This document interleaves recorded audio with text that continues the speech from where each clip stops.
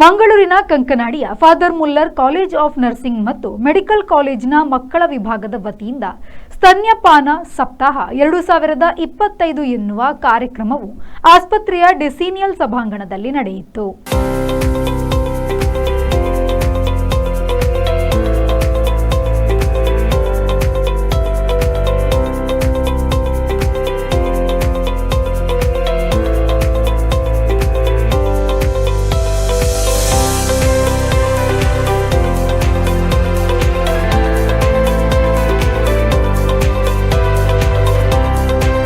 ಸ್ತನ್ಯಪಾನಕ್ಕೆ ಆದ್ಯತೆ ನೀಡಿ ಸುಸ್ಥಿರ ಆರೋಗ್ಯಕ್ಕೆ ಪ್ರೋತ್ಸಾಹಿಸಿ ಎಂಬ ವಿಚಾರದಲ್ಲಿ ಆಯೋಜಿಸಿದ್ದ ಕಾರ್ಯಾಗಾರವನ್ನು ಗಣ್ಯರು ದೀಪ ಬೆಳಗಿಸಿ ಉದ್ಘಾಟಿಸಿದರು.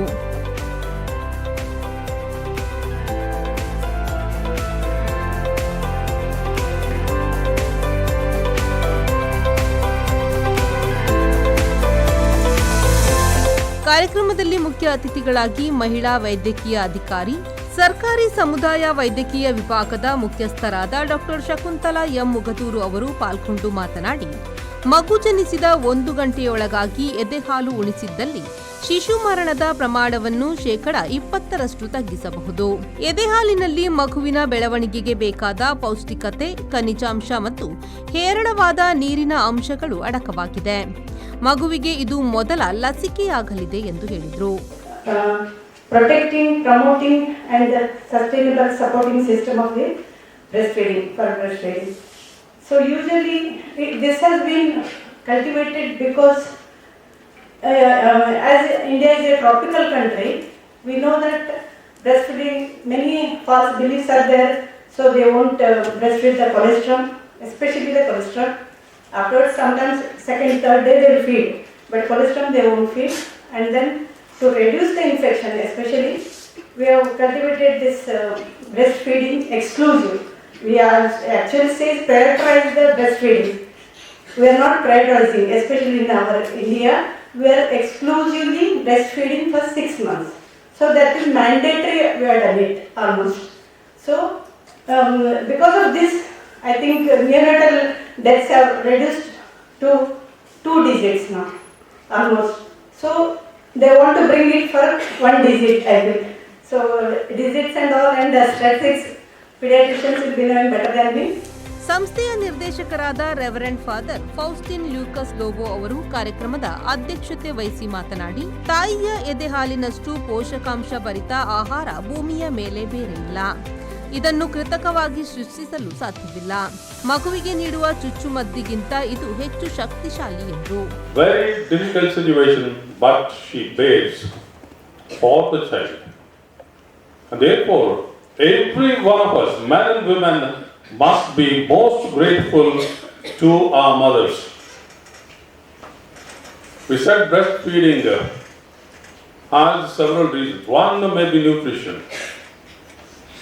Second, immunity.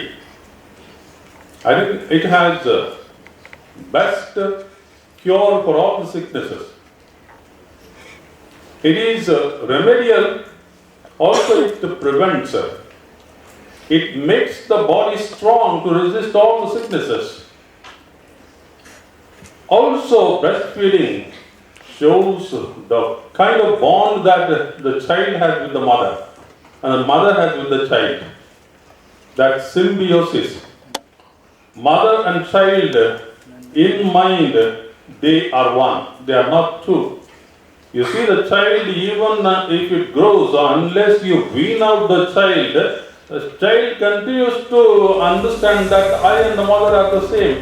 ಕಾರ್ಯಕ್ರಮದಲ್ಲಿ ಫಾದರ್ ಮುಲ್ಲರ್ ಮೆಡಿಕಲ್ ಕಾಲೇಜಿನ ಒಬಿಜಿ ವಿಭಾಗದ ಎಚ್ಒಡಿ ಡಾಕ್ಟರ್ ದೀಪಾ ಕಣಗಲ್ ಅವರು ಸ್ವಾಗತಿಸಿ, father Muller college of nursing ಮತ್ತು ಮೆಡಿಕಲ್ ಕಾಲೇಜಿನ ಒಬಿಜಿ ವಿಭಾಗದ ಎಚ್ಒಡಿ ಪ್ರೆಸಿಲ್ಲಾ ಡಿಸೋಜಾ ವಂದಿಸಿದರು.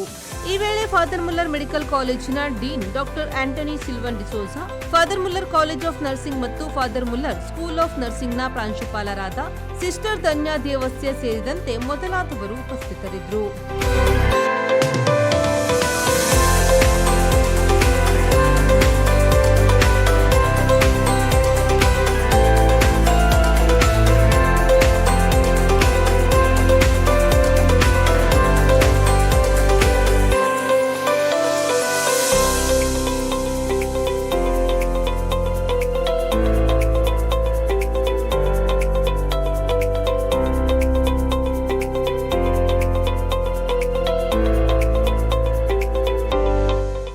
ನಾಗೇಶ್ ಕಾವೂರು, ವಿ4 ನ್ಯೂಸ್, ಮಂಗಳೂರು.